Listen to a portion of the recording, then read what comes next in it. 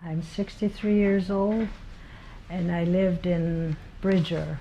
My community is far west end of the Shine River.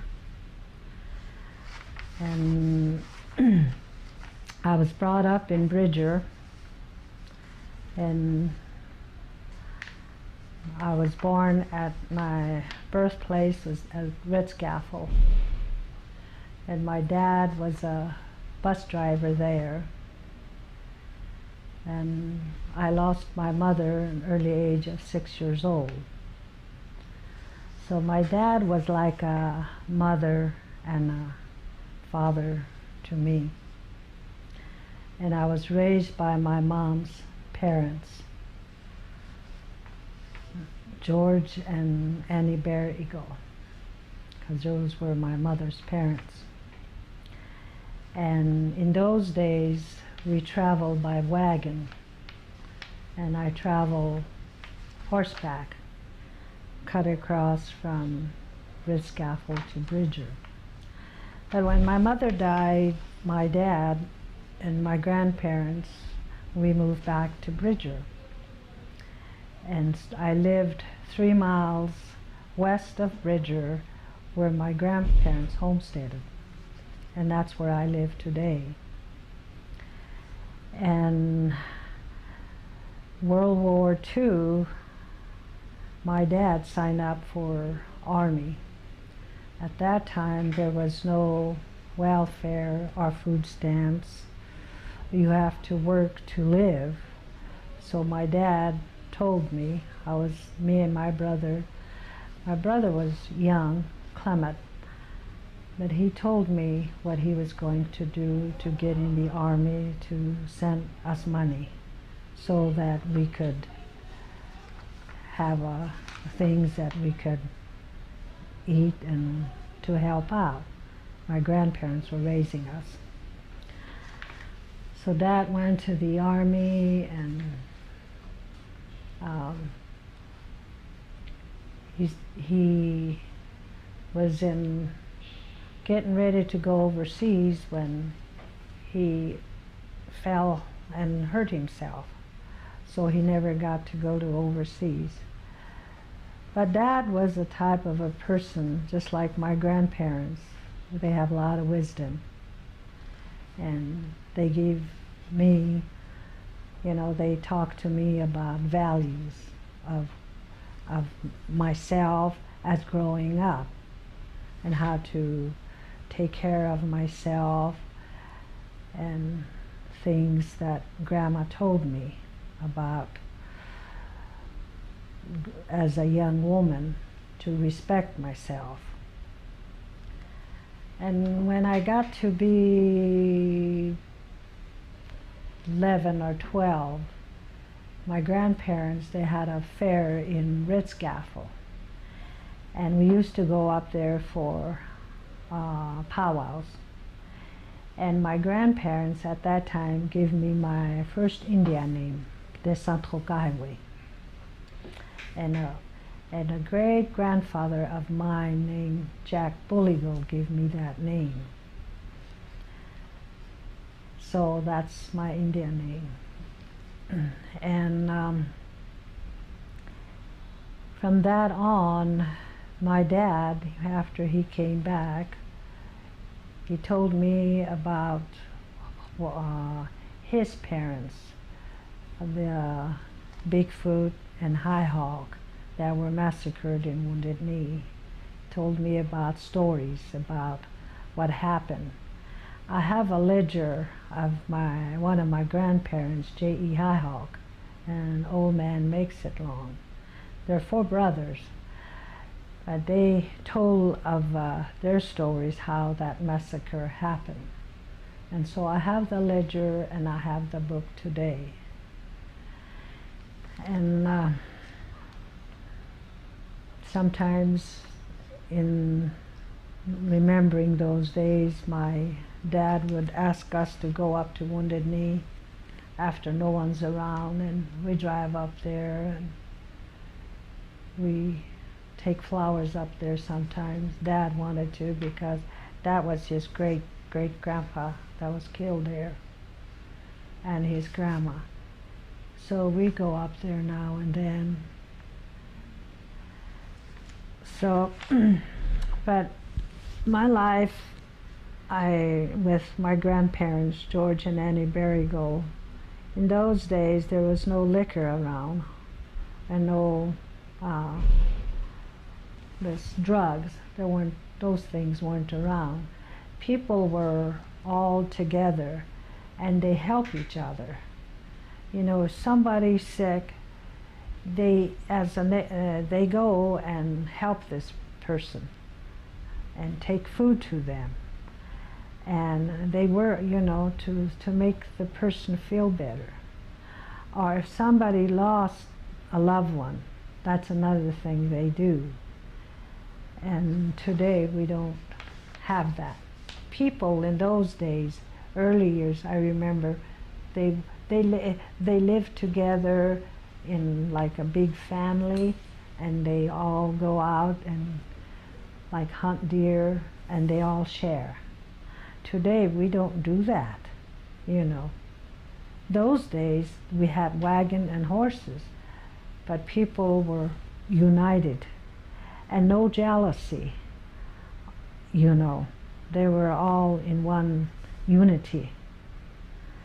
And I can remember growing up in my community in Bridger that people had gardens and everybody helped. No one says that that's their garden. Everybody worked and pitched in and keep up that garden. And of course my grandparents had a garden too. But I mean, those are the days in early years I see, and we don't have those.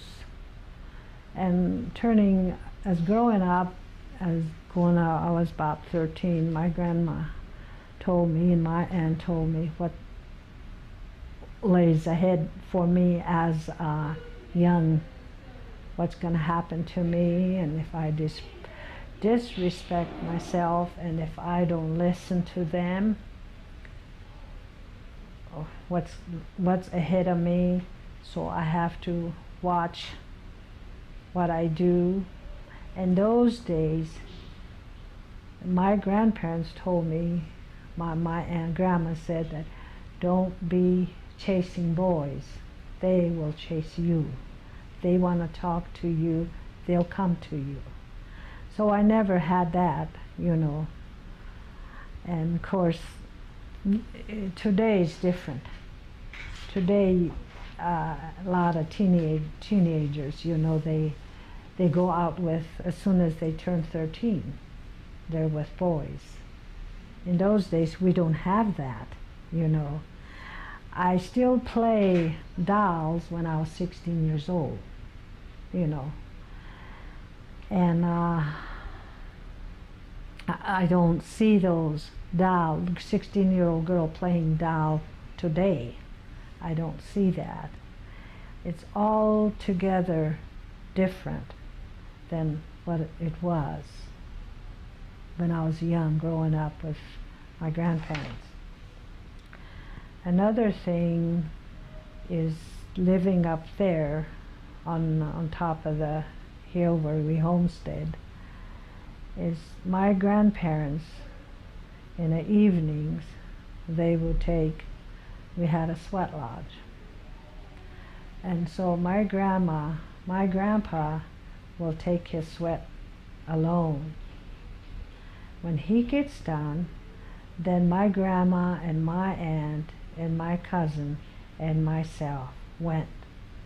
And when we get done, we go into our log house. It was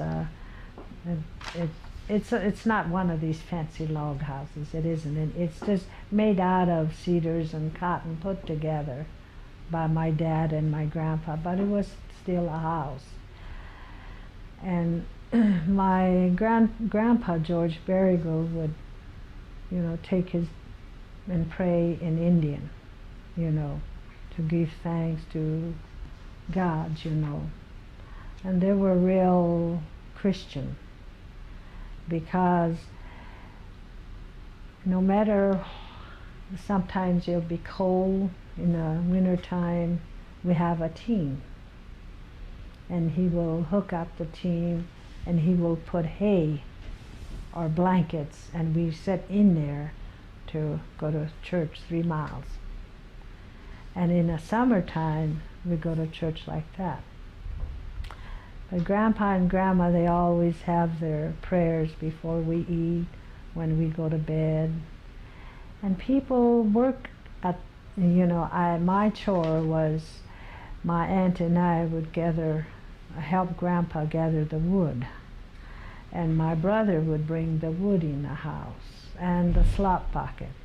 We had little chickens, so somebody takes care of the chickens. We all work.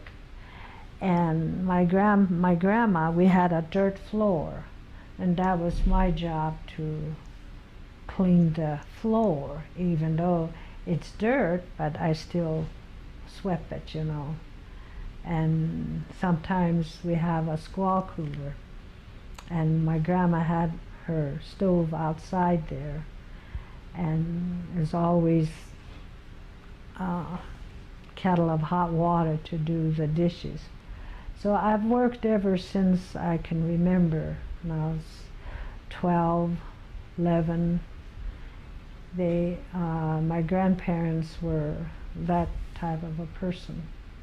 I mean, in those days, you have to work to survive. Today it isn't that way. Today you jump in a car and go where you want to go. And in those days, you value your life and your teachings.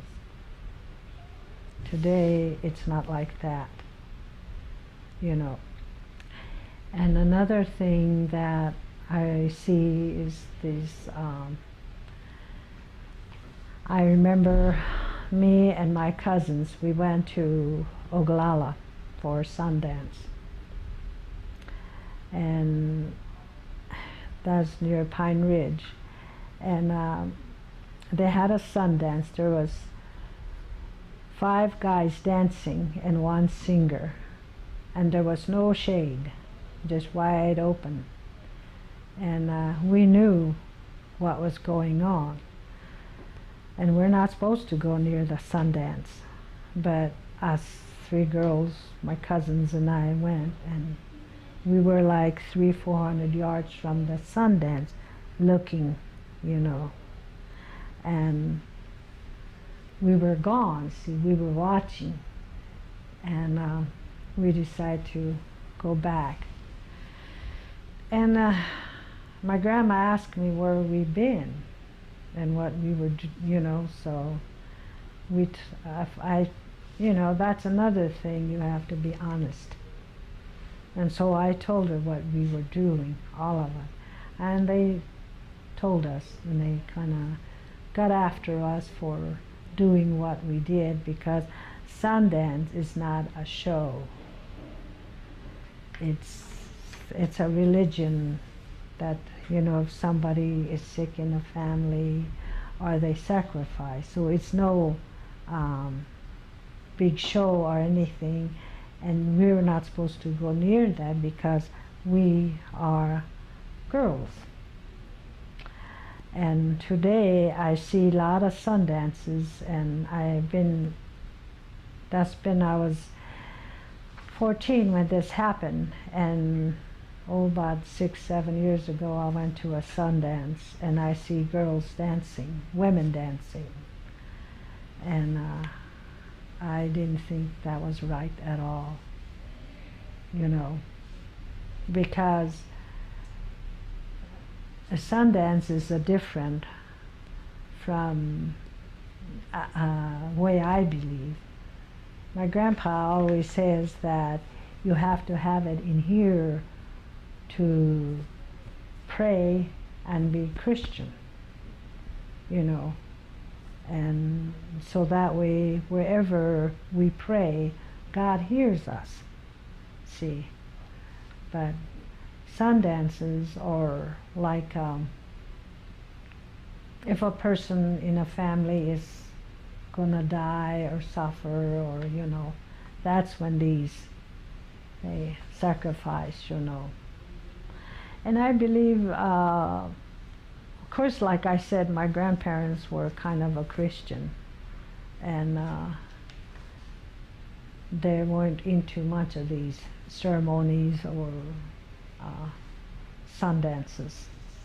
But they have relatives in Oglala, so that's why we were up there, you know. And I remember that evening also, us girls supposed to go and help this butchering.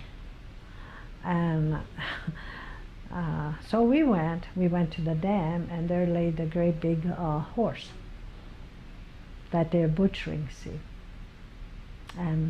But we helped. We did what we can. And that's the first time I've ever eaten. Of course, I about eat everything, but to survive. But that's, I mean, I ate horse meat, you know. And I'm here today, you know, nothing happened. But, and in those early years, as getting back to after sweat, my grandpa would go and tell stories about, you know, I don't know, today I remember, and I was thinking, I wonder if those really do happen, you know, because our right north of us, the Crow and the Sioux used to fight. You know, they didn't get along, see. So those are kind of the stories that Grandpa would tell, and of course, I guess that's true. Today we get along with the Crow people, but my grandpa George Berrygold was telling us about this capturing this Indian woman, and the Crow captured her and took her back as on their reservation, and she escaped, and she walked, and she, I think it's in the stories, I'm sure you heard it, she ran into a bunch of wolves, and that dent is out by Marcus, South Dakota, somewhere around there. But I remember that story that Grandpa used to tell us, that she escaped from the Crow. And in those days, I don't know, but Grandpa says those coyotes or wolves could talk, you know. So she followed that wolf, and she lived with them, wolf in this. And here one day the male wolf come back and told her that her own relatives were going to be camping below them. And that's how she reunited with her Sioux tribe. And another thing, Grandpa, you know, storytelling after we go to bed, and there's be so comfortable to lay there and hear your Grandpa and Grandma talk about things, you know, because there was no, like I said, there's nothing to fear. You don't fear drunks coming to your yard. You know, it was a homey atmosphere where you could relax, you could have your windows open, you have your door open, or you can sleep outside underneath the skull cooler. We used to do that. And there was nobody driving by your place, or no drunks, you know. So it was comfortable, you know. And another story Grandpa was telling us, that people the Sioux were starving, and they were going hunting.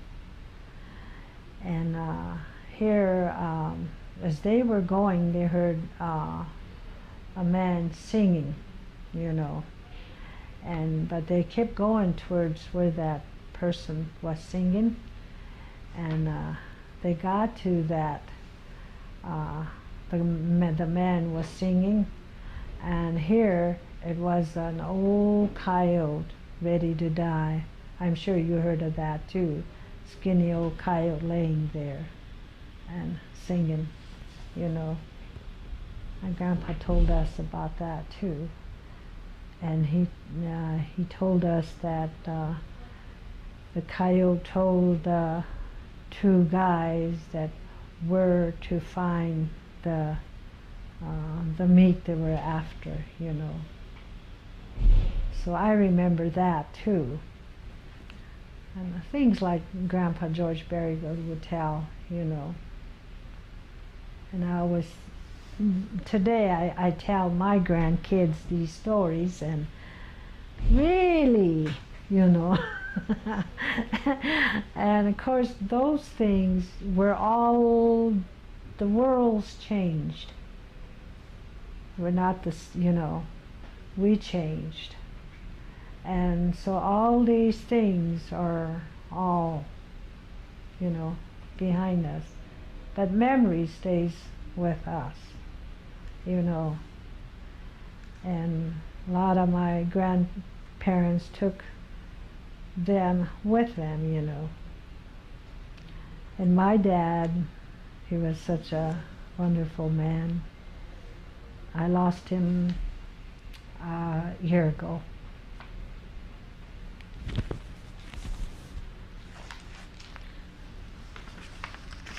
I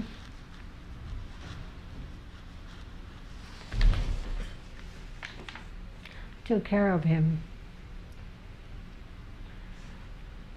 real good, because he didn't, I don't believe in putting old folks in a nursing home.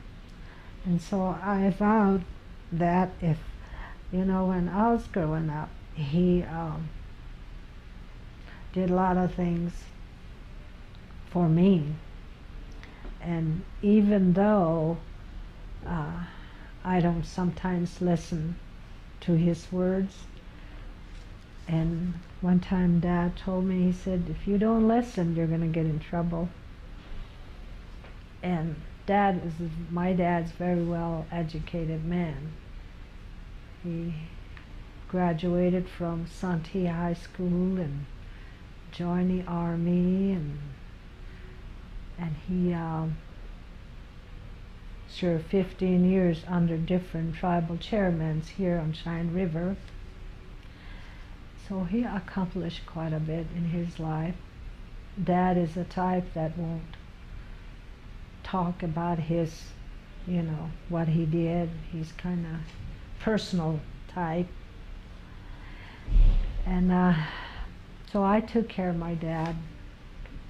I lost him a year ago. He was 89 years old. And all these years he lived with me, and it's just like I'm there when, and I had 5 children, and only one stayed home. And so them two were like partners. My son Dustin, he takes care of Dad and tries to help him. And so it was kind of hard losing Dad. But you know, in life we face these crises, and if we have faith in God, we overcome these things. And today, Dad told me one time, he said, you go to powwows and you sit there and you take your children to powwows. He said, why can't you take your boys and your grandkids to church? And it won't hurt to sit in. He was a My dad was a deacon too. So he told me, he said, it would, if you teach your kids to go to church, so they would have that in growing up with life about knowing Christ. So I take my kids to church like my grandparents took me.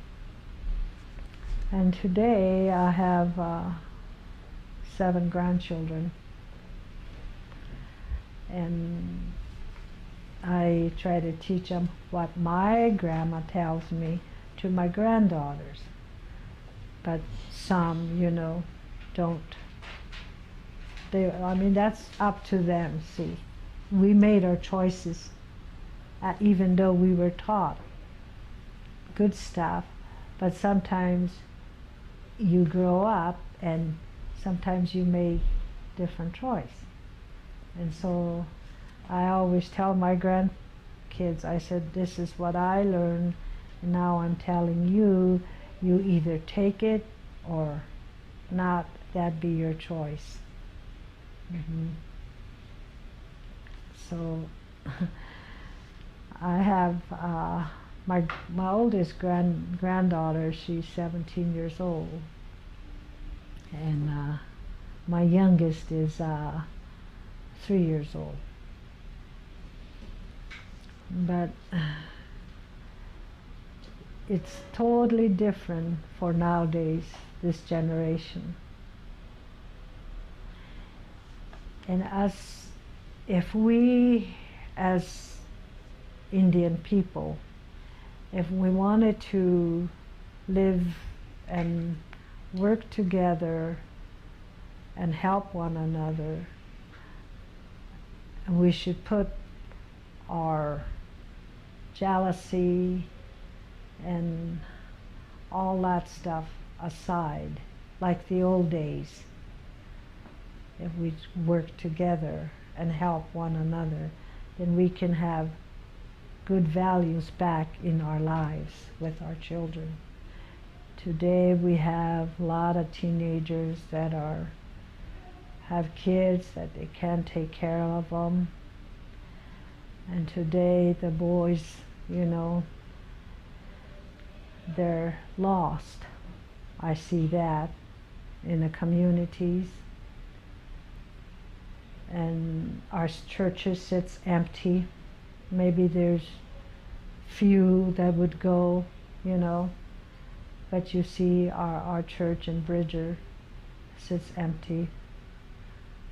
My dad's church, half of the time there's hardly nothing there. But when there's a powwow, a whole bunch of people come. So as Indians, we need to tell our kids and at least take time for God and take our kids to church, And if we do that, we could change.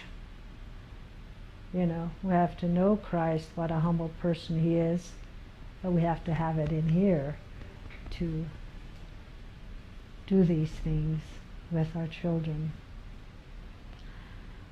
I see on the reservation a lot of alcohol problems, abuse. I worked for the Cheyenne River Sioux tribe as a health aide, and I see a lot of dysfunctional families, and it hurts to see that. It's a liquor that caused all this, and drugs. That's the main thing. Many years ago, as I said before, growing up, we don't have them. Maybe there is, but we don't see it that much, But we don't have to be followers of what person, And that's what destroying our own people, because we see what person does, then we go and we do it too, see. And so that's what kind of hurt us. If we tell now and try hard and work with our children, because our children today is going to be our future, leaders someday. We're not going to be around. They are the ones going to go on to the next generation. So it'd be nice if we can start now with, and that's what's one of my things was telling young kids in Bridger that what alcohol does and drug does and how good it be if they have God in your heart, as a health aid. I mention these things to some families, But then again, it's a choice that they have to, see and make it. So I see a lot of that in our reservation, and that hurts to see. Another thing that, getting way back to on my other side of my grandparents, my grandpa, I remember my two grandpas real good. Well, three of them. One was Jonah Long, and my grandpa, old man John Long, he was a deacon. And my other grandpa, these are my dad's side, J. Highhawk. And they're the ones that escaped from Wounded Knee, and when they were boys. And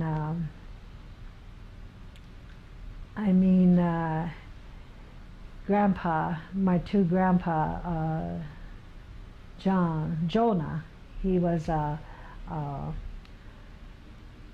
police officer in our community and did various jobs there. And my grandpa, John Makes It Long, was a deacon, and he was also an Army Scout. And my other grandpa, J.E. Highhawk, he was in 1923, he wanted this Wounded Knee massacre. He wrote a letter and trying to compensate all their stuff that his parents lost at the massacre. So I have all those letters that Washington, D.C., and he was active in that, J.E. Highhawk. And he was a well-liked person because he had a bunch of horses there on Bridger. He had 5 head of horses, and he would hire the local people to brand. He had a big garden, and that's on my dad's side, And he does things there. So on my dad's side of the relative, they were, they work up to what they are, see. Them in the old days,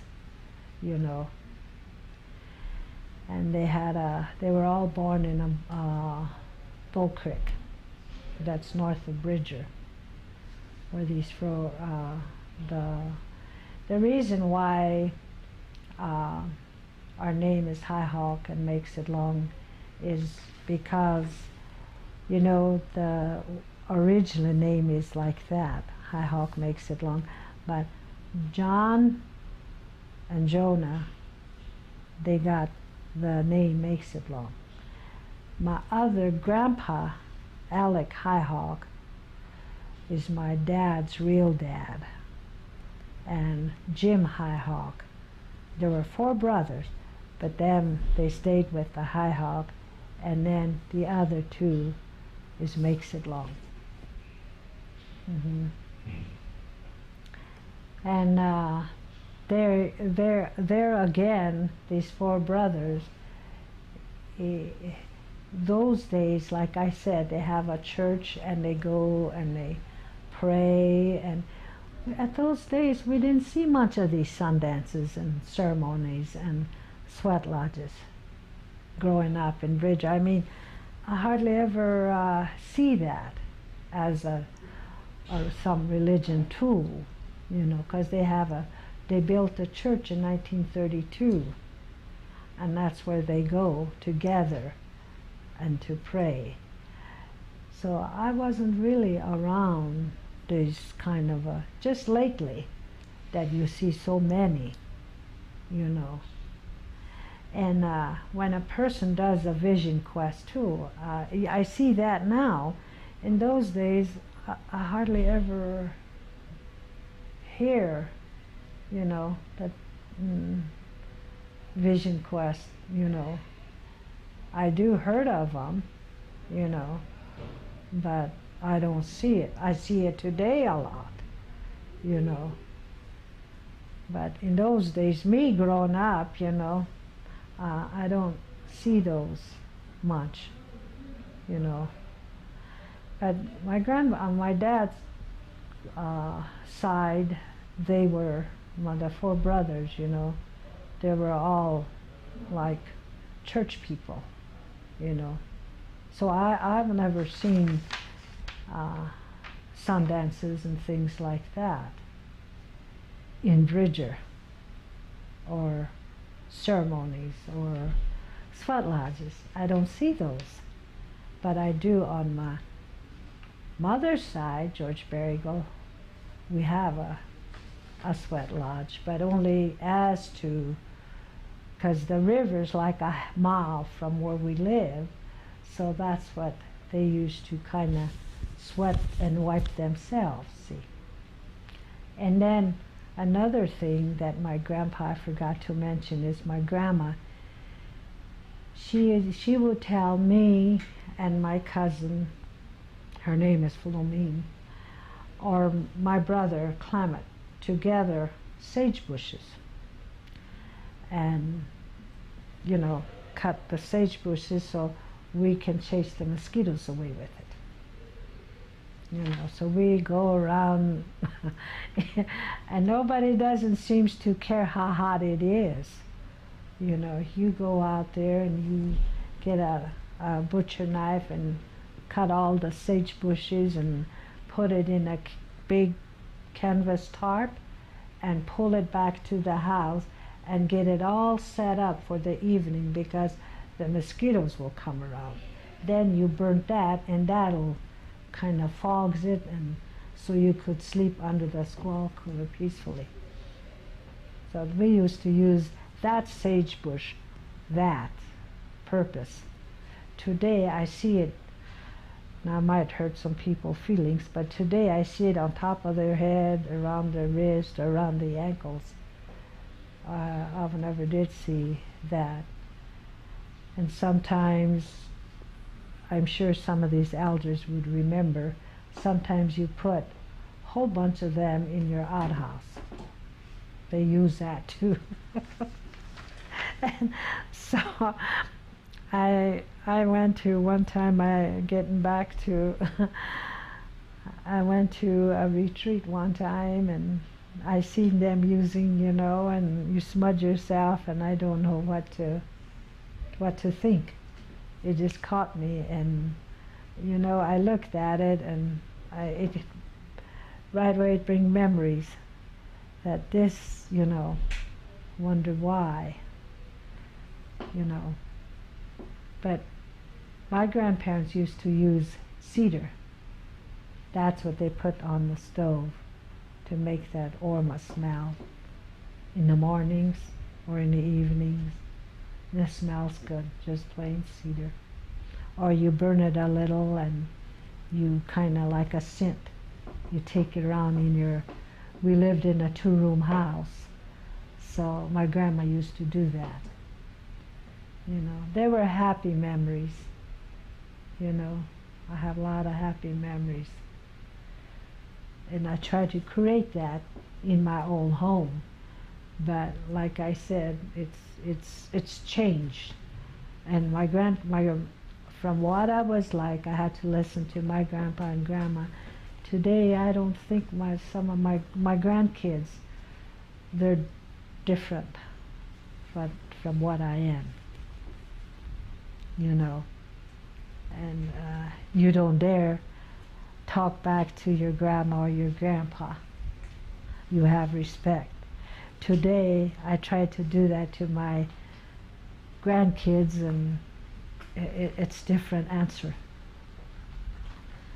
But I was brought up with a lot of good values with my grandma and grandpa and my dad. And my brother, you know, him and I were close because he's the only brother I have. And Dad always mentioned, respect your brother, you know. Don't argue or fight with your brother. If, you know, so I have due respect for my brother, Clement. And so we had a lot of good memories in the old days. But since liquor got introduced and drugs, things change. And it's very sad for our people. Today I think we value the money first too, you know, because we value the money because we want to compete with the other Mrs. Jones or Brown or whoever, you know. In those days there was nothing like that. You do what you wear, you do what you can. And today I see it's very different. Today our kids lost culture. I see them on the street. That isn't our culture, with baggy pants and black outfits. My grandma wore black for a whole year, black dress, because when my mother died, you know, we stayed where we live and we never went anywhere.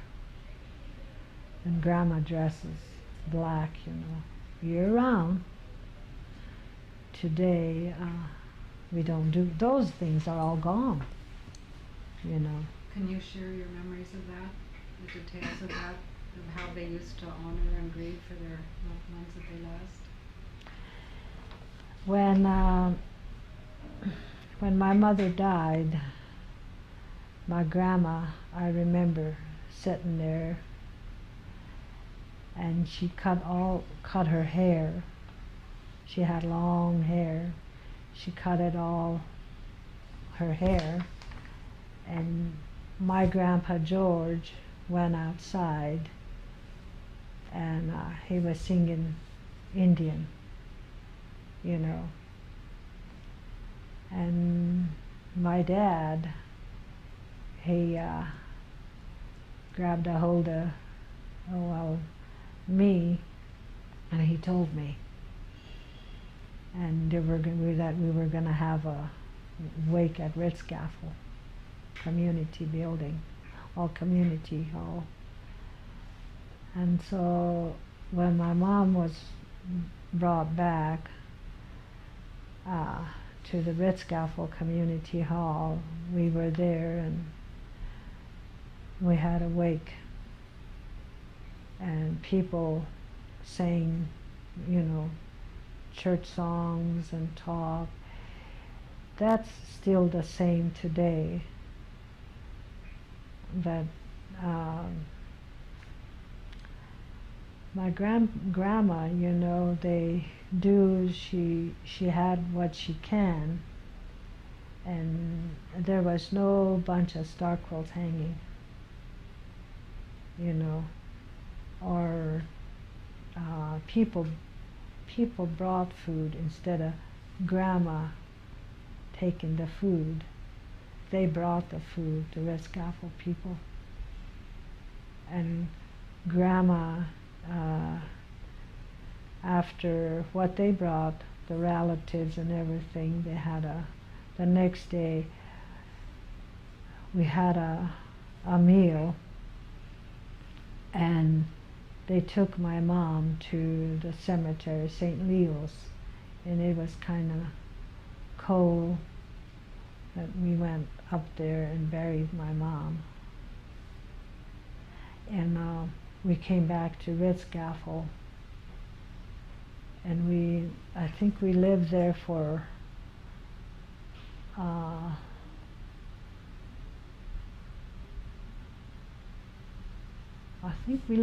about a month or so. Then we moved. Then it was time for us to move back to Bridger, because my dad had put, well, the bus driving job ended, and so we moved back to Bridger. And when we went back to Bridger, my grandma, I can hear her, they cry, and sometimes they would pray. And she made herself her own dresses. They were black, and we stayed up there, and we never went to gatherings like powwows, but we do go to church, yeah. And people would come and camp up there, their relatives. My grandmother, Annie Berrygold, was from Pine Ridge Reservation, so her relative would come and support her, and they live at our place, and they stay there. And in those days, you could hunt deer and whatever you can, and that was nice, because they gather, and it seems like we always have people come up and stay all the year that we stayed up there, and we don't go nowhere, but I mean, we go to church, we go to post office in a wagon, cut across to a house, but that's how they took their mourning, And on the other hand, Grandpa, he was George Berrygold. He was always singing. They're strong, They're always. I remember, no matter if we had a little something to eat, people gather and pray. They give thanks. And it's the same way in the evenings, They always had communicate with God, And I think that's what makes them real strong, with faith. And I think that's where I got my faith from, because I lost a son 5 years ago in a gun accident. And I remember my dad's words and my grandma's words. And so I think that's what makes a strong person, is how we are brought up, So that's how my grandparents. And then after a year, my grandma had took her black dress off, and I can't remember if we had a dinner and giveaway. I don't think we did, because I don't recall having a memorial dinner and a giveaway. I don't recall that. But I do know it was time for us to go to the Ritzgaffel powwow. So then we went here and there after a year. So that's how my grandparents mourned the loss of my mother.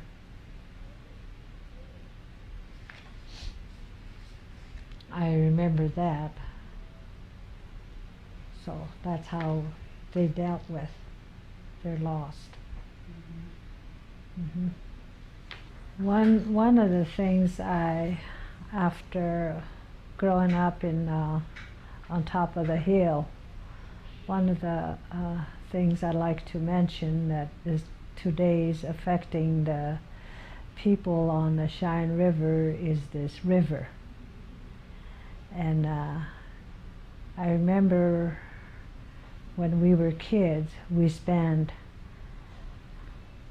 that was our swimming pool, the Cheyenne River. We fished catfish, and we spent pretty near, I don't know how many hours swimming in the Cheyenne River.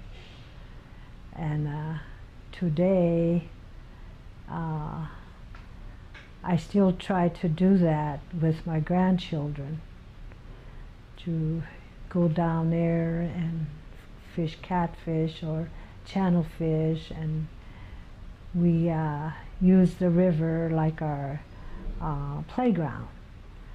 And today our Cheyenne River is back in 94, 93, my son Ryan brought a bunch of catfish back. And these catfishes were swelled up, and they had kind of sores on the sides.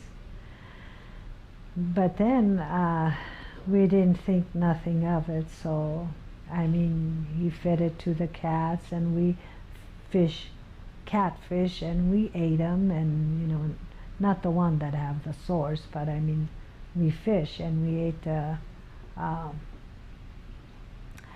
catfishes. And down along the river there, we have a lot of these June berries, currants.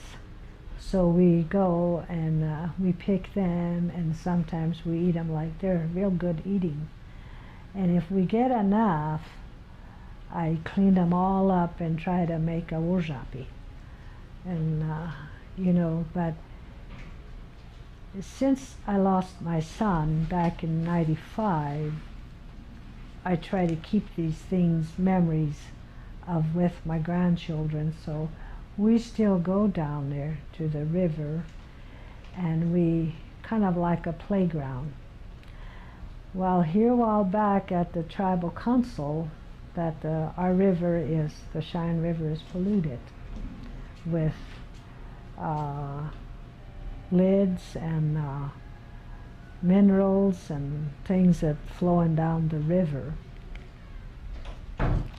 So that's one of the things that's kind of ruined for the whole people that live along the Cheyenne River, Bridger and Cherry Creek, and there's more down along the river. And that's, I think sometimes things happen, as I said, world changing. So these are the things that a person should look into for our next generation, see what could be done, you know. But I think they are now. And I'd also like to mention about I have a book and a ledger about the Wounded Knee, and I like to get them from my daughter, and see if I can have you people see that ledger someday. It tells exactly what happened, how my grandpa J.E. Highhawk wrote it down as he recalled when he escaped from the Wounded Knee massacre, and how many people from Cherry Creek left that night, and they travel at nights, and they don't dare travel during the day. It was just a handful of people that left, and Bigfoot himself was a very sick man, and when they got to where Wounded Knee, as you can imagine how hard it is to travel at nights. And that's how far they got. And I guess from what my dad was telling me, that there were some Army Scouts trying to warn them, you know, because it was getting peaceful time, see. And I guess if you were put in that position, you would be scared too, and you would know what to think. And so I have all that documents.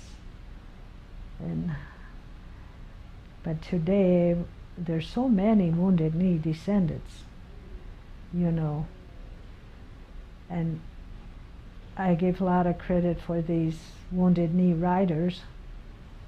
Originally they started out from Cherry Creek and follow the path the best they can to relive what is like for them when the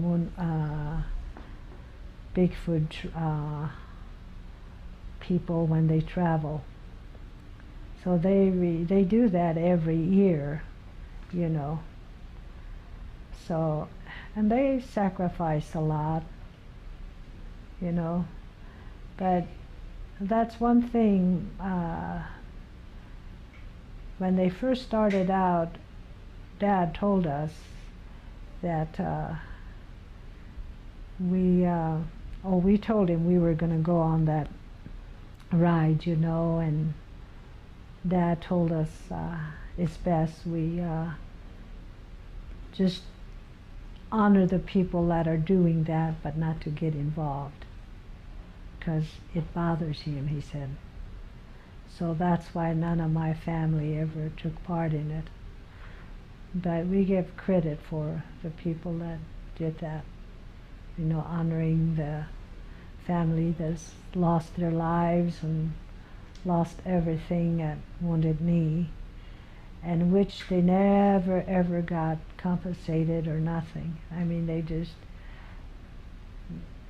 bury them and it's all in the past, I know. But if something happens in overseas during the World War II, right now the federal government spent a whole bunch of money paying them off, these Japanese people, you know, during the World War II, that killed a bunch of this Japanese, Ojima, that bomb. They pay them off.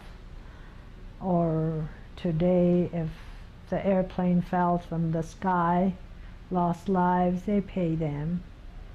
But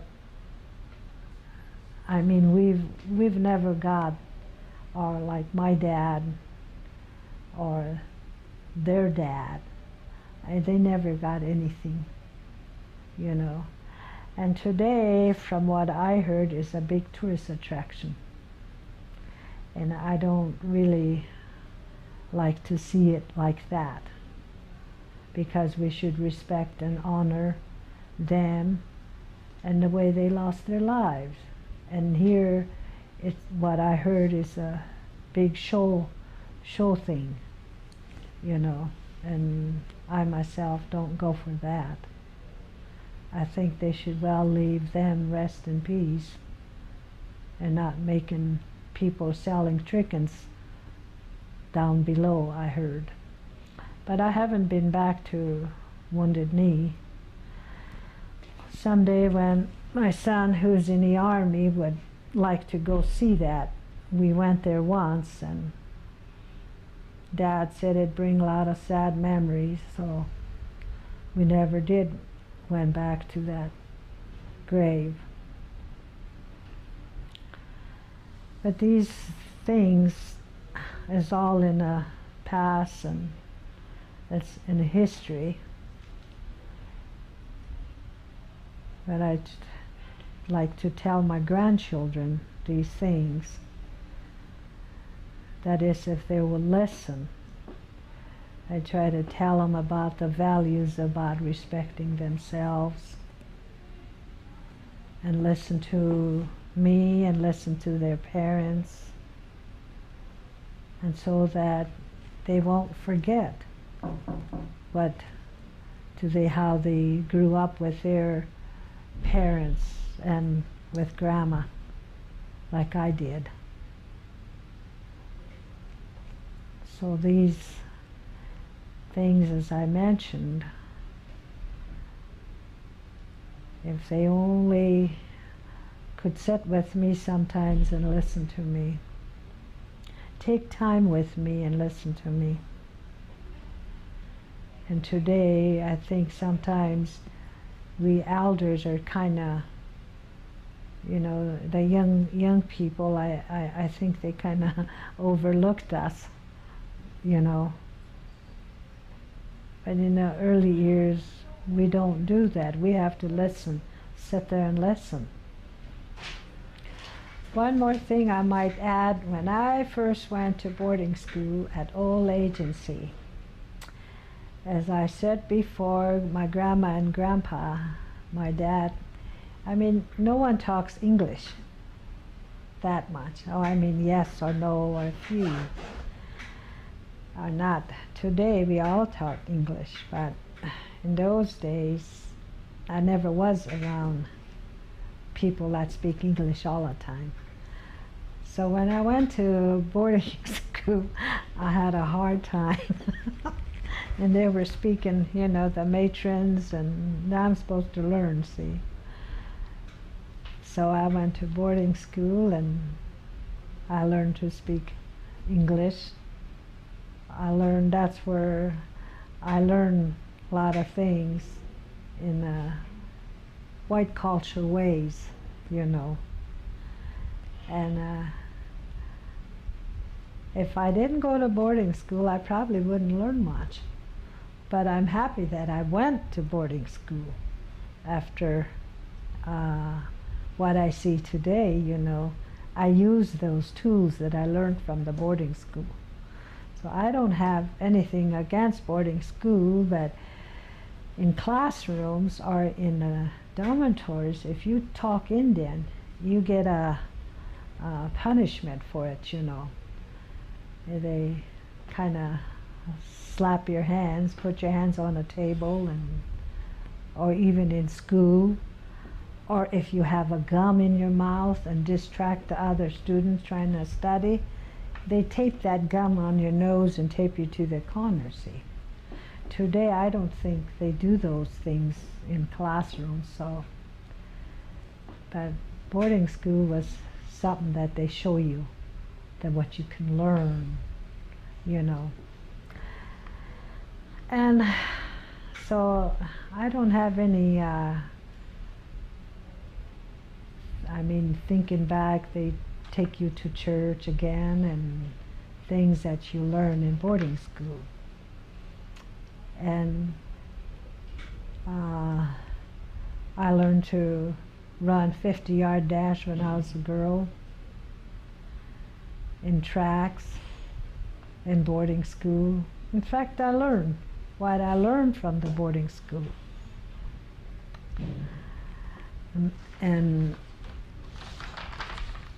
also in the old days too, when Christmas time comes around, that's another thing I forgot to mention. In Grandma and Grandpa, when we go for Christmas, and it was a community building, and we sat there. We go down there like four in the afternoon, and all the ladies get together and cook. And then the church services start that evening, and we sit there all evening till 12 o'clock. That's when Christ was born, see. So after 12, then we have the Christmas. Whoever can give something to a person, and we eat. So all those hours you sit there and you talk about how God was born and the star, and it's a church, you know, but you talk about Bethlehem and you know how all that until 12 o'clock sharp. Then you say your prayers, and then you give presents, and then you eat. And I can remember it'd be dark, but we'd be going home, you know. Those are the things I remember about Christmas too. So today I try to tell these sometimes to my grandkids, and what Dad would tell me, I tell them, you know, if they listen, or that is their choice. If they want to listen to me, then it's up to them. And I tell my children that, because my dad always stressed education, because he had graduated, and so he stressed that a lot. So I use that towards my boys and my girls, you know. And with my own children, I think I did pretty good, because one's a lieutenant colonel, he's a boy. One's my daughter Darla, she's a teacher. My other daughter, she's a secretary. And I have one son at home with me, and he stays with me and my husband, and helps around there. And I lost a son 5 years ago, and his dreams was going in the army and things he wanted to do for his outside, see what the world looks like outside. And I have, like I said, I have 7 grandchildren, and I like to see them too. What my children do, their mom and dad, I like to see them. And the other kids on this reservation. I'm sure many of the boys and girls have dreams, you know, and they can follow their dreams, don't be afraid, and just do what you have to do to enrich their lives. But I've always said, put Christ in your life, then things are possible. And that's all I have to say. Getting back to the old days, I remember about an elderly man. His name was Black Hawk. And then there's another one named Curly, Frank Curly. And they were my grandfather, George Barrygold. They were friends. And sometimes this Black Hawk, he would come up to our place, and he would bring his a bag, peace pipe in a bag, and he would come and visit, and he would take his peace pipe out, and my grandpa George Barrygold and Frank Curly and him, they'd sit outside, and he lit his peace pipe, and they would visit, and they smoked that peace pipe, them 3, and they would be visiting, and my grandmother, she would get dinner for the 3 men. And I remember Black Hawk, he's an elderly man with long braids, and he lives in Bridger, and he always wore kind of a brown suit coat. And funny, I kept dreaming about him, this here a while back I dreamt about this Black Hawk man. It's in my dreams, you know. I never did dream about my own grandparents, but here I was dreaming about this Black Hawk the way I see him in my early years. And I was thinking, I wonder why I kept dreaming about him. Then I don't dream about my other, you know. And here I was dreaming about him, but that's how I remembered. He was a very gentle man, you know, kind of a nice person. But in early days, and he's buried in Bridger Congregational Cemetery. And I think he gave all his land to the Cheyenne River Sioux tribe. And in return, they bought him a nice big marker. Stands this high. That I remember.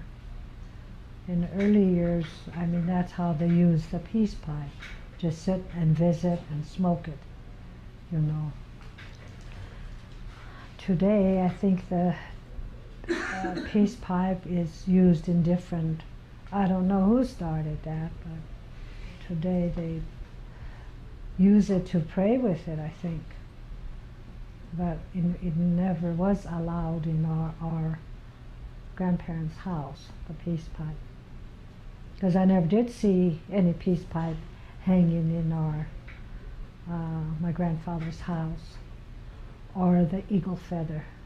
We never did see eagle feather either, you know.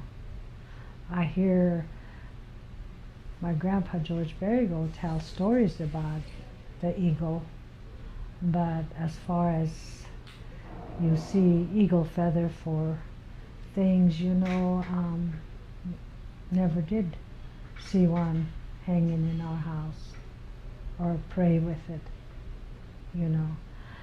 But Indian, like my grandparents, there is a clock, but they use the sun as the clock. In those days, there's no such thing as hurry, hurry. You know, they go by the sun and the changes of the leaves. You know when it's gonna time to gather kindling wood and things, you know. You know it's gonna be fall. You have all summer to get your turnips dig and your choke cherries and your whatever you can to survive through the winter months. So you haul, busy hauling wood, you know, so you can stockpile it, so you know you'll have heat through the winter. And deer meat, my grandma would, you know, make papa, so we'll have that in the winter time.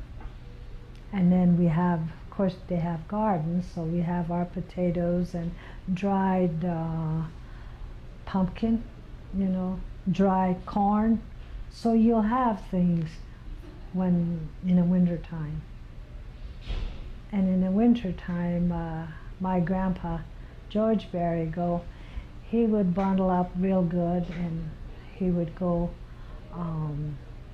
porcupine when the moon is out and it's nice, and he would go down the river and see how many porcupines he can kill, because he claims the porcupines are up in the tree and you can see them better. So I've had my share of wildlife, you know. I eat deer meat, I eat porcupine, I eat prairie dog, I eat beaver, fish, rabbit was one of the main sources, because we even track rabbit tracks to, you know, and rabbits are something like you fried chicken, you know. So we tracked rabbit trails to see, chase them out of those big log wherever we can. And I remember we were doing that, and Grandpa had a little 22, you know. Oh, but we do that, you know. We eat rabbit, I eat horse meat, and the beef was something that's kind of not really handy at that time, you know. And there's a rancher live across the river. His name is Ted Barthel, and he had a whole bunch of buffaloes. So he would kill a buffalo, two, and he would ask my grandpa and the neighbors around to help him butcher, you know. He was a white man, but he had a lot of buffaloes. And we get that, you know, buffalo meat from him. but not often. And the skunk, we use that as a medicine, the skunk oil. But those days seems like nobody get diabetes or heart trouble or no serious illness. Only thing was tuberculosis. You know, I imagine it's from the coal that you're exposed to and you're not taking care of yourself right. But those days, I mean, maybe God was taking care of people, you know, look after. So nobody wasn't lazy, people worked, you know. And so I ate about and grouse, we have them. But one thing, I don't think some say they ate a sheep rancher close by. It had some bull snake, and he fried them and feed it to some of the local men in Bridger, but I never ate bull snake. But I guess they do. I guess that's expensive meat back east somewhere, snake meat. Did you ever hear? But I've never had that. I about eat everything except skunk. But they use that as a medicine, you know. And the cedar tree, those little blueberries, they use those little blueberries, they boil it as a medicine too. And they drink it, you know, those little blueberries. But they boil them and they drink it if you know. So there's a long time ago plants and things, they use it as a medicine, you know. But today, I don't think nobody boils those berries, you know. But I remember those things in the early years, what they use for them things. They used, there's all kinds of, I mean, in those days, the animals were the main sources of food, the wild animals, you know. Then, and you live in tents too. And seems like I remember when, as I was telling you, going to Ritzgaffel, we live in tent in the winter times too. And no, I mean today I hardly ever, no one lives in a tent, you know. But you're used to the cold and you're used to the summer heat, so in those days. Today, boy, you have these fans and air conditioners and you know, you just it's so different. And so I remember those, you know. And like I said, I ate horse meat, you know. Horse meat it tastes different. But once you start eating them, you kind of get used to it, you know, because you want to fill your stomach up. So, but do you want to tell the first time you ate horse meat down at Pine Ridge? That's the time that my grandparents went to Sundance, and none of my grandparents took part in it, but it was my grandmother's relative that was going to take part in it, see. And so that's why we went over there to visit also. They had it, today they call it Pine Ridge Sundance or something like that. And that's when we snuck up and watched them, and when we we were gone, and they told us that we weren't supposed to go near that. And that evening is the time that we were supposed to all help, and I was 13 or 14, right? 14, right? And that's when they killed this horse at that dam, and they cut it all up, the legs, and except the head. They left the head, but they cut the neck is big, you know. They cut that up and they boiled it, and so that's how I ate it, with bread, you know. And the other meat, they made it out of jerky. So we had that, and of course my grandma, when we got ready to come home, why, Grandma all have some dried beef to bring back, see.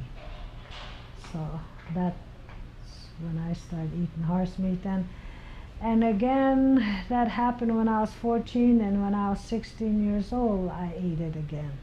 But of course, people been doing, you know, some, but not that much. But when our relatives from Pine Ridge come, why, and Grandpa was, you know, managed to kill a horse. And we have that, so people could make beef jerky, and of course there's deer too, you know. But I mean, that's to, I suppose, to be friendly to each other, or, you know, that companies here, you know, and they give things to each other. You know, they bring things to Grandma, and when they get ready to leave, my grandma will give something to her relatives so they can take it back.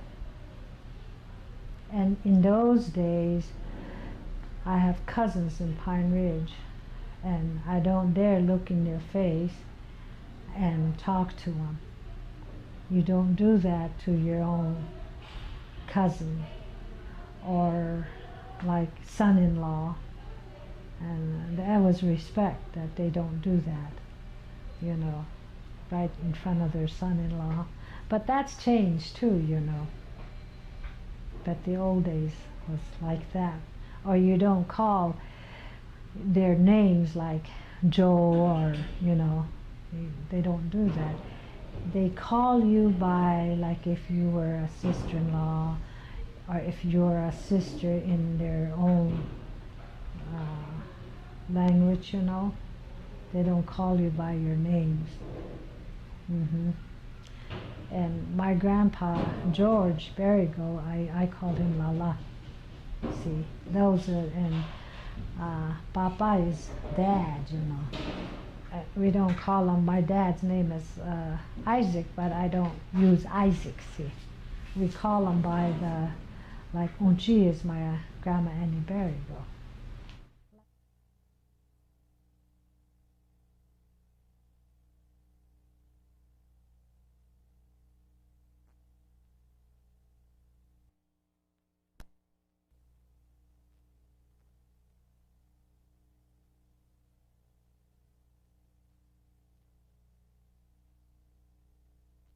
Like that. And in return, they have relatives that they, no one calls them their first name.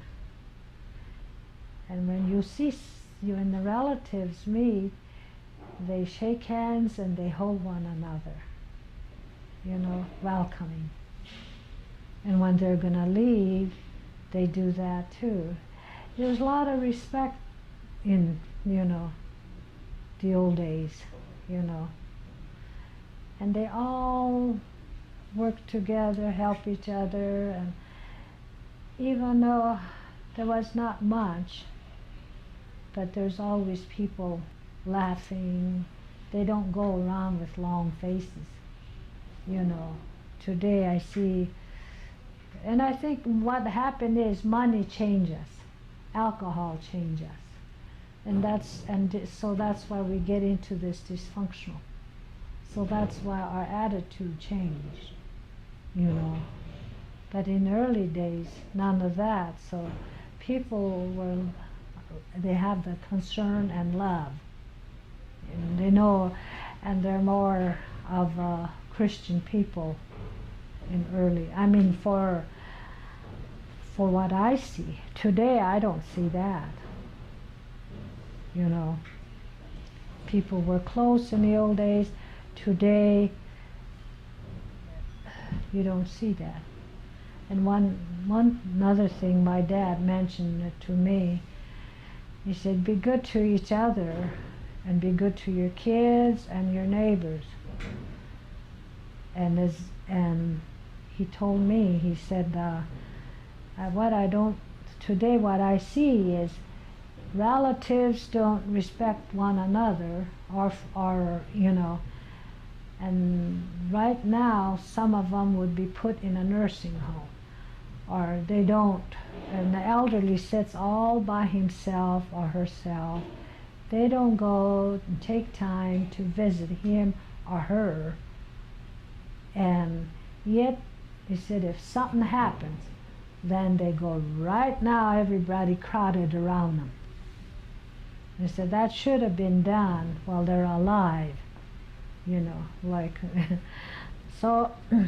And one of my grandkids said, so Grandpa, you're saying that we should be you know, talking to you all the time?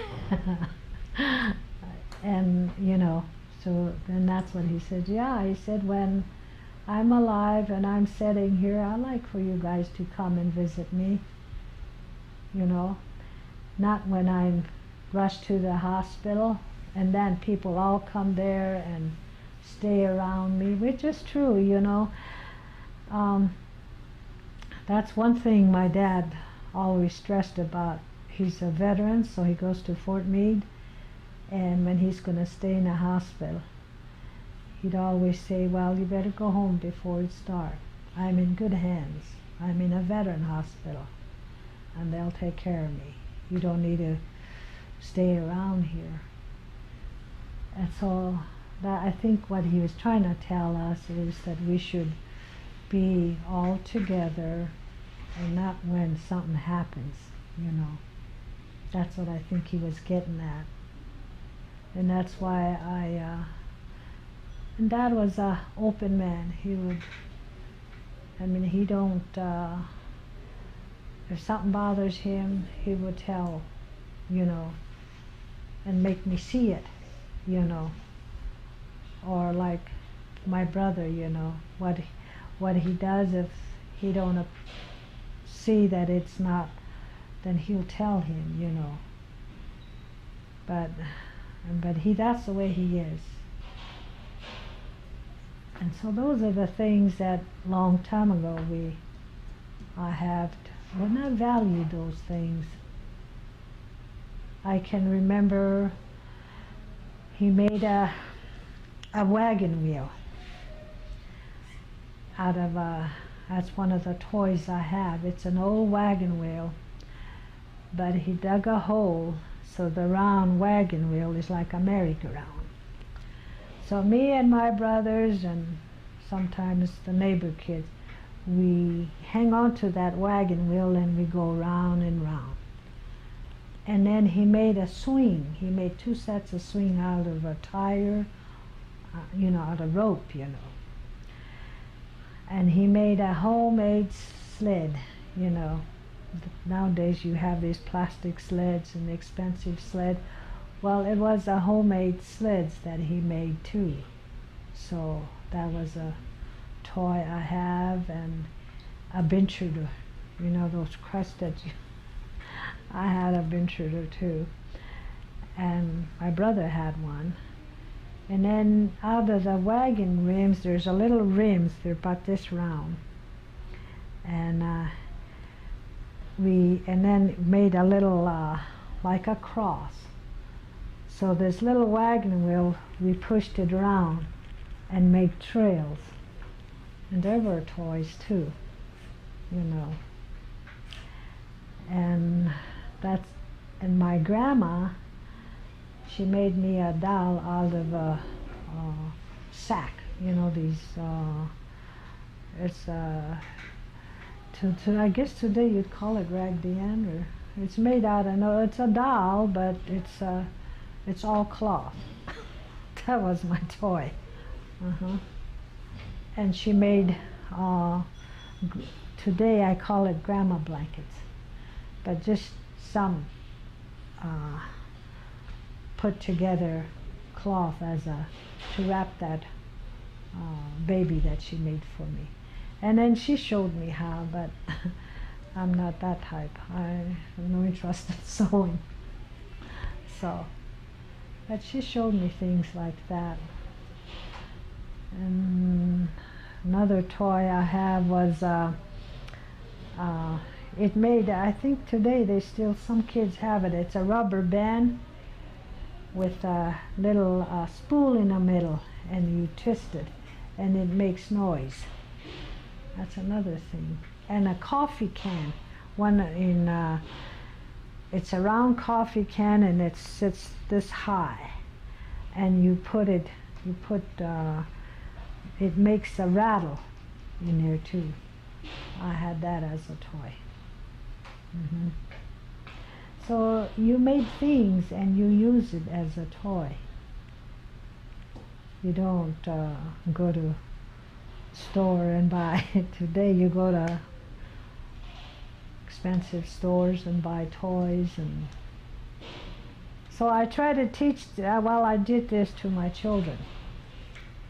And another thing, my aunt was a very strict person, Agatha. And she would spank me. And I got still spanking when I was 12 years old. And she used the wagon whip on me. And my grandma, on the other hand, and she would get after me too, hard. And my grandpa, and so I remember the spanking I got from them, but I call it tough love. But they were, on the other hand, I know they loved me because they cried with me when I got hurt, So today, so when I was raising my children, I have 3 boys and 2 girls. So what I did, instead of the wagon whip, I have a fly swatter. And I remember my oldest boy, Earl, he's a lieutenant colonel now today. Oh, I used to spank with him with a fly swatter.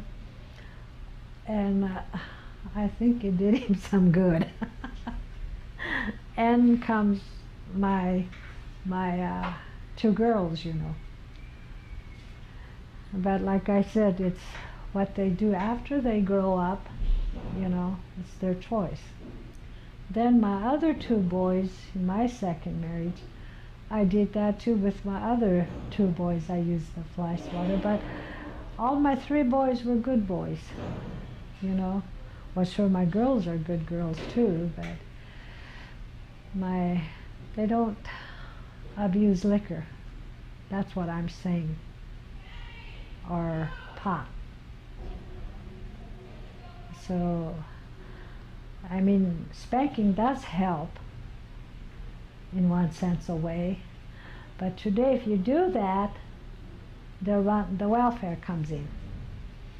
So I think today our generation is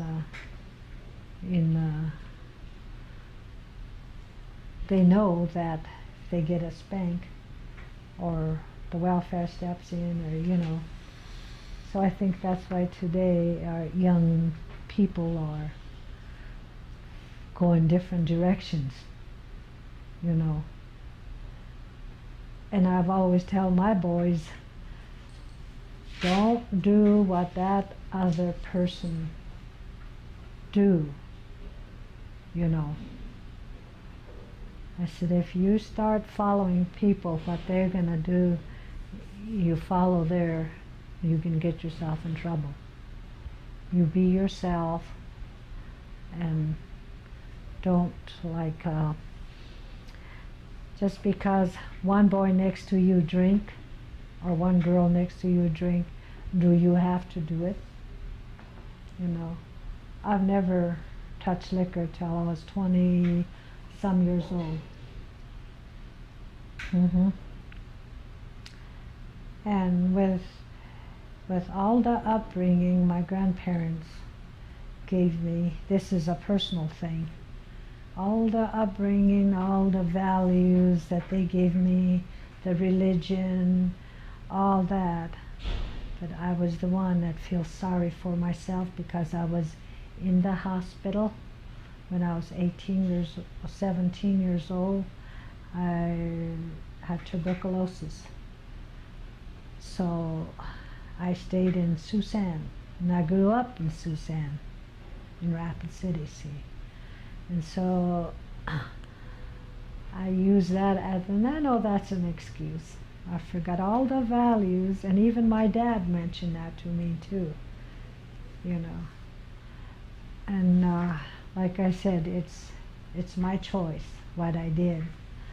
But thank God that's all behind me. And now I'm working on my grandchildren to see these, you know. And I'm thankful I'm a recovered alcoholic, and I'm not ashamed to say it. And 24 years ago that I see grace finally at the end.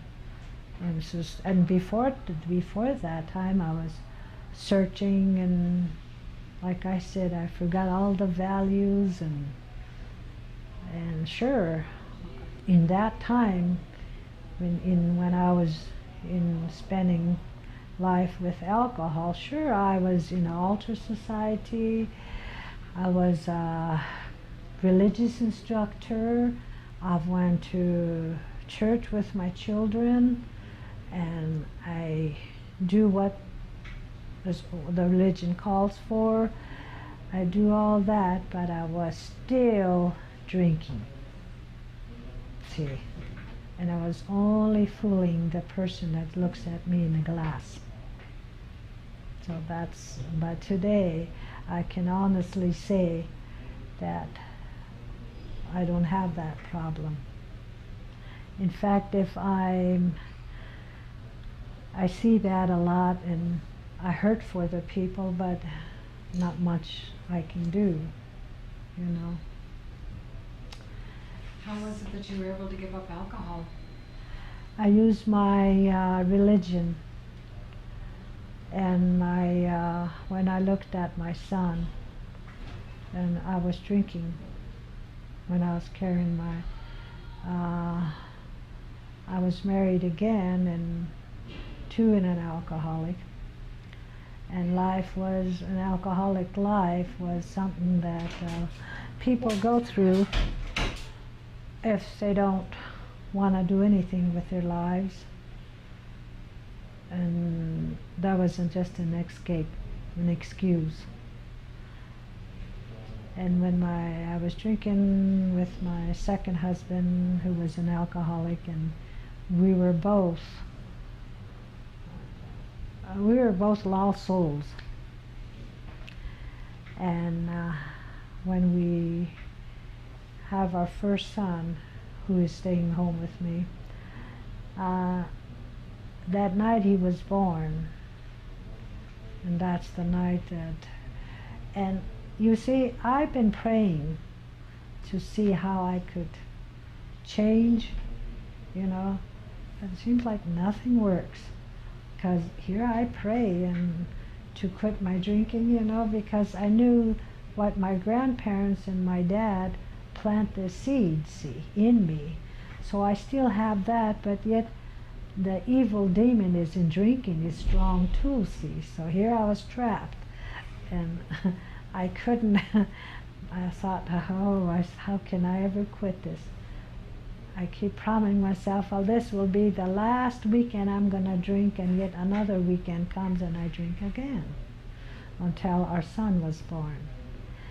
And that night I found a light of God's grace. I finally got to really see and look at my son, and then it's the power of what it came to you, that it makes inner peace that the Creator gives you to use it to think, and that's what happens, see. So then I turned around and I went back to my religion, and that's how I quit drinking. And today I go to my AA meetings every Monday night. We started a group in faith, and we have some of the young boys from here, our reservation, go to it. Some of the young men goes to it, and that way I help them, you know. And thank God my boys never even bother that, or drugs. They never demanding of us what, you know, like today kids, they want real expensive tennis shoes to play basketball, or expensive clothes. My boys were not that way, you know. They were the way they are, the way they're fine, you know, what they can. My youngest son wanted to play basketball in high school in faith, so we went to Payless and got him some Payless tennis shoes so he can play basketball. We didn't go to no sports store and buy expensive basketball shoes. He was competitive in all sports in high school. So that's how I brought up my kids, and I don't miss the alcohol part anymore. I wished I never touched it, because I wasn't brought up around alcohol. See, I was brought up in good home by my grandparents. But it was all total me that almost destroyed myself. I'm very fortunate that I'm still here today, you know. And I think back in my life past, I think, and I shudder sometimes just to think of what I've done. And then I think back, way back, when I meditate, you know, where I live today. I have a special spot under the trees, and just close my eyes and sit there and see the vision, what it was like when I was a girl up there. But that's all in the past. I had good memories, you know. And today, I live up there, and I lost a son 5 years ago. But I mean, like, religion, faith in God helps. I use my own language, and I use my English language both. And I have a husband who don't drink anymore, you know, so we support each other. And we talked about things at the, you know, instead of arguing over things, we talk. And that's one thing that helps. Whatever I do, he supports me. Whatever he does, I support him. We don't worry about, you know, things that, we just live for today. And like he says, I don't like to plan ahead, because we never know. So that's how it is for me today.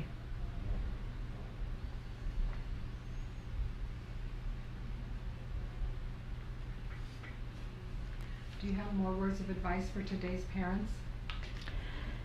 Well, today's parents, one thing is take your kids to church and communicate with them. And as they get a little older, make them as your friends and trust them. I mean, that's what I did, you know. And always supportive of what they're due, you know. And know where your kids and know what they're going to do. And if you communicate with them, then they'll trust you and you'll develop a good relationship. And for young girls, I hope all the young girls could respect themselves and not to, because they're wasting their years when they start carrying a baby at age 16. I mean, there's a lot of things for young girls and young boys today that they can do with their lives. There's people, if young boys could respect girls and respect their bodies, one another, and whatever they can do, follow their dreams if they stay away from alcohol and drugs. There's a lot of advantages out there.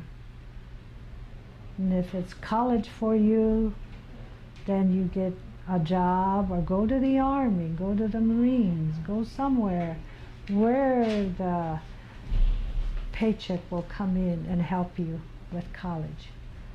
That's how my oldest boy went to West Point, and that's how he got his education, you know. So it's out there. And if only the parents could just communicate with their children, good relationship, and love them, and then they'll have a close love one another. It's most important if you communicate with your kids. I mean, that's what I did.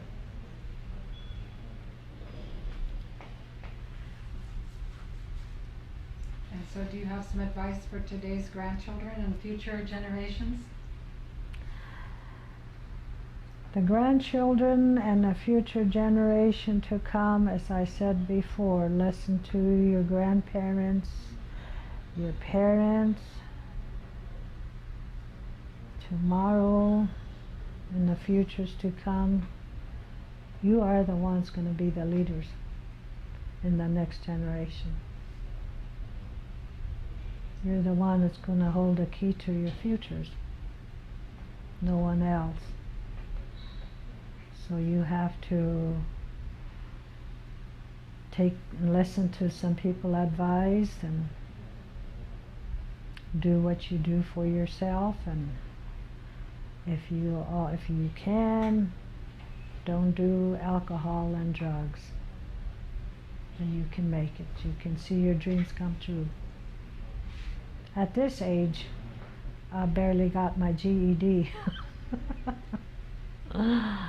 But I wanted that, you know. I was pushing education, so after the kids going and done, my grandchildren, and I always tell them that try and follow your dreams,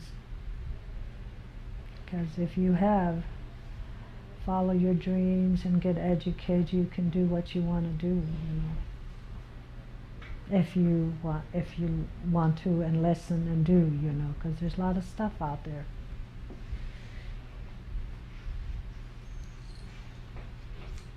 So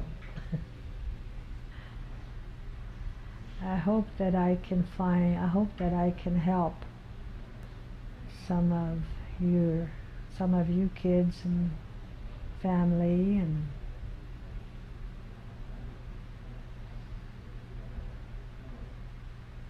and whoever listens to me and what they can use what I said, I hope I can be helpful. Thank you.